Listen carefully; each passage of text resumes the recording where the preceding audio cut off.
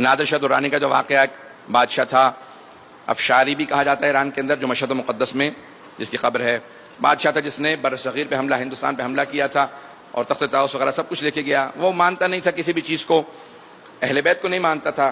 امام رضا علیہ السلام کے اس نے صرف روضے کو دیکھا تھا. جب دیکھا تو اس نے دیکھنے کے بعد کہا یہ کس کا روضہ ہے؟ تو لوگوں نے کہا کہ یہ آل محمد میں سے ہیں، ان کا نام علی ہے، ان کے والد کا نام موسیٰ ہے اور ان کا لقب الرضا ہے. کہا کہ صرف روضے کو دیکھ رہا ہوں تو ہیبت طاری ہو رہی ہے، دیکھ رہا ہوں تو ایک ہیبت سی طاری ہو رہی ہے، میں ذرا اندر جا کے دیکھنا چاہتا ہوں، زیارت کرنا چاہتا ہوں. تو کہا کہ کوئی آداب زیارت بتا دے. میں تو مانتا نہیں ہوں کہ کیا آداب ہیں.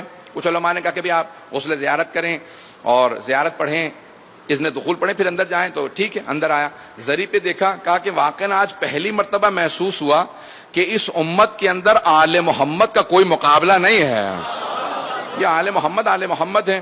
لیکن اس نے زری پہ ہاتھ رکھنے کے بعد ایک جملہ کہا کہ اے علی بن موسیٰ رضا، کوئی امکان نہیں ہے کہ میں ہندوستان جیسے ملک کو فتح کر پاؤں، بہت بڑا ملک ہے، بہت بڑی طاقت ہے، لیکن اگر جیت گیا تو جو کچھ لاؤں گا آپ کی بارگاہ میں ہدیہ کر جاؤں گا.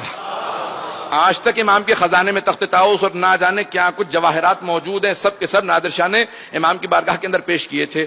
اس کے فوراً بعد وہ نجف اشرف گیا اور اس نے کہا کہ میں یہاں پہ زیارت کرنا چاہتا ہوں. سب لوگ سننا چاہ رہے ہیں؟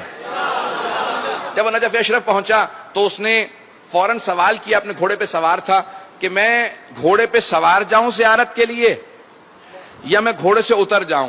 تو اب کچھ لوگ مولا کے چاہنے والے تھے، کچھ میں نے کچھ نہیں کہا ہے، تو کچھ چاہنے والے تھے. بہرحال انہوں نے کہا کہ نہیں آپ گھوڑے سے اتر جائیں، کچھ نے کہا کہ نہیں آپ گھوڑے پہ سوار جائیں. تو کہا کہ نہیں، اختلاف کیوں ہے آپ لوگوں میں؟ تو ایک نے کہا کہ بھی وہ بادشاہ تھے، وہ اپنے زمانے میں خلیفہ تھے، وہ انتقال کر گئے ہیں، شہید ہو گئے ہیں، اب آپ ابھی بھی بادشاہ ہیں تو گھوڑے پہ سوار جاؤ. اس نے کہا نہیں، اب جب اختلاف ہو گیا تو قرآن کھولو، جو قرآن کی فعال مجھے بتائے گی، تفاعل بالقرآن کر لیا جائے، قرآن سے سخارا کر لیا جائے، جو قرآن کہے گا اسی پہ عمل کروں گا. تو ایک مرتبہ اس نے ایک عالم کو بہت مانتا تھا کہ ذرا وضو کر کے فوراً میرے لیے قرآن کھولے. انہوں نے قرآن کھولا تو آیت نکلی، فَخْلَعْ نَعْلَيْكَ يَا مُوسَىٰ اِنَّكَ بِوَادِ الْمُقَدَّسِ طُوَىٰ. اے موسیٰ تم وادی مقدس میں آ گئے ہو، جوتے اتار دو، اپنے نالین اتار دو. بس جیسے ہی آیت نکلی فوراً نادر شاہ اپنے گھوڑے سے اترا. کہا کہ گھوڑے پہ سوار تھا، یہ آیت نکلی ہے. پھر کہنے لگا کہ نہیں، یہ تو حضرت موسیٰ سے کہا ہے کہ اپنے نالین اتار دو، جوتے اتارے. کہا اتنا کافی نہیں ہے، وہ نبی تھے، میں ایک گنہگار ہوں، انہیں کہا گیا ہے یہ قرآن کی آیت ہے. تو اس نے ایک جملہ کہا میرے گلے میں ایک زنجیر ڈالو اور میں زمین پہ آ جاؤں گا، ہاتھ بنا کے چلوں گا، بس علی کی بارگاہ میں جا کے باندھ دینا اور کہنا یا علی آپ کا ایک جانور ملنے کے لیے آیا ہے. ممبر کے احترام میں اس لیے میں نے لفظ نہیں کہا تاکہ کوئی محسوس نہ کرے کہ میں نے توہین کیا. اب اس نے کہا کہ یا علی آپ کا ایک جانور آپ کی بارگاہ میں آیا، اگر قبول کریں.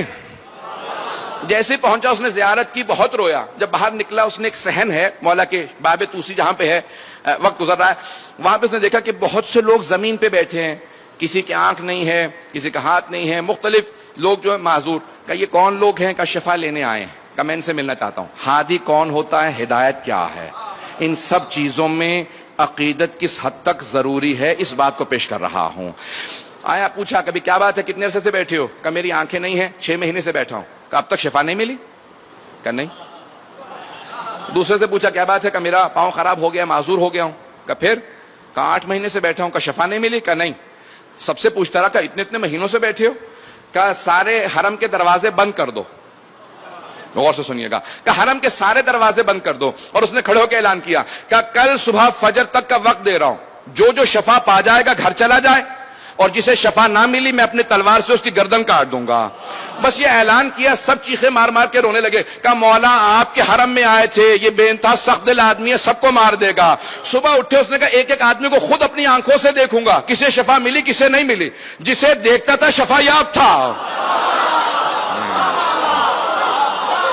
جسے دیکھتا تھا شفا یاب تھا. وقت نہیں ہے زیادہ گرامی. کا جسے دیکھتا تھا شفا یاب تھا. جو بات پیش کرنا چاہتا ہوں کہ تیری آنکھیں کیسے آ گئیں؟ کہ مجھے نہیں معلوم، 6 مہینے سے بیٹھا تھا، آج رات آنکھیں ملی. سب شفا یاب ہو گئے، سب چلے گئے. اس کے لوگوں نے پوچھا یہ سب شفا یاب کیسے ہو گئے؟ اتنے مہینوں سے بیٹھے تھے. کہ علی دینا نہیں بھولے تھے، یہ مانگنا بھول گئے تھے. علی دینا نہیں بھولے تھے، یہ مانگنا بھول گئے تھے. میں نے ایک رات میں سمجھا دیا جب جان پہ بنتی ہے تو مانگنا آ جاتا ہے. کہ جب جان پہ بنی تو ہر ایک مانگنا سیکھ گیا. کہ علی دینا عطا کرنا جانتے ہیں.